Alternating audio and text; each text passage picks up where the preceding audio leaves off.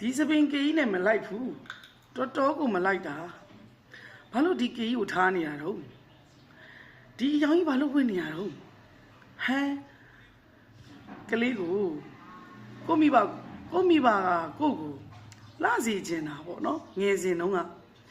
လာစီခြင်းနဲ့သမီးမင်းကလေးပြူလေးဆိုတော့လေသူတို့ကလည်းသူတို့မျိုးလုံးထဲမှာအစင်ပြေရလေးဖြစ်ချင်တယ်အဲ့တော့ဒီစပင်ကေကြီးမလာပါဘူးဘယ်လိုကေလေးညက်ပြီးမယ်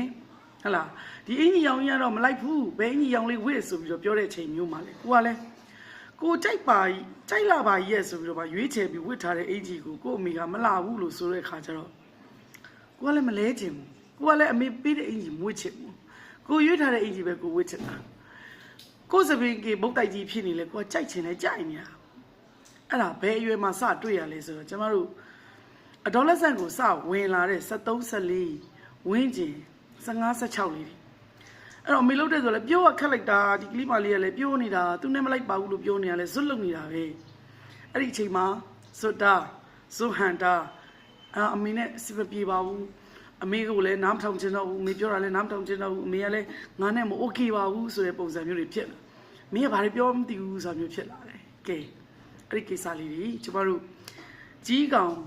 အရွယ်ရောက်လာတဲ့မိကောင်ပေါက်အရွယ်လေးတွေရှိတယ်မိမိတွေမှာကိုတိုင်းကလည်းဖြစ်ခဲ့ဘူးသူတို့ကိုမှလည်းဒီလိုသားသမီးအရွယ်ရှိတဲ့ခါမှလည်းဒီလိုကိစ္စလေးတွေကြုံရကိုရင်လည်းဆုံးဖြတ်ခွင့်ပေးဖို့ရာသူတို့ကိုလည်းချိန်မတန်သေးဘူးလို့တို့ကလည်းထင်တာပေါ့ယူဆတယ်လေကိုသားသမီးကိုဘယ်တော့မှကြီးတယ်လို့ထင်တယ်မှမဟုတ်တာသူ့ကိုအကောင်းဆုံးနေဖြစ်စေခြင်းနဲ့အောင်မြင်မှုတွေအများကြီးရစေခြင်းနဲ့အဲ့လိုပဲသူများပြောတာလည်းမခံရစေခြင်းဘူးเนาะဒါမိဘတွေရဲ့စေတနာတစ်ဖက်မှာလည်းပဲအဒေါ်လက်ဆက်ရွယ်ရောက်လာတဲ့ခါကျတော့အဲ့လိုမဟုတ်ဘူးဆိုတော့ကိုယ့်ရဲ့ကိုယ်ပါယူဆကိုယ်ပါတွေးခေါ်တွေကိုစတင်ပြီးတော့မှလက်စုပ်လက်ကင်ပြကျင်လာကြပြီအဲ့ဒီမှာမိဘနဲ့သားသမီးရဲ့ရင်းနှီးနှွေးထွေးမှုပုံစံမျိုးလေးတွေပျောက်သွားတဲ့ခါမျိုးလေးတွေရှိတယ်တခါလေမှာညှိနှိုင်းစစ်ဆက်မှုတွေကိုကောင်းမွန်စွာမလုပ်ယူနိုင်တော့ဘဲနဲ့ဗရာတလန်တန်တလန်ဖြစ်ရတဲ့ဖြစ်ပျက်တွေကိုလည်းကြုံတွေ့ရနိုင်တယ်အဲ့တော့အဲ့ဒီကိစ္စလေးနဲ့ပတ်သက်ပြီးတော့မှတို့ကဒီမိဘအုပ်ထိပ်မှုအမှုပညာဆိုတဲ့ class လေးကိုအသေးစိတ်ဆွေးနွေးပေးထားတယ်ဒီကြီးမိကောင်ပေါက်အရွယ်အသက်73ကနေ18ဝန်းကျင်လောက်ထိ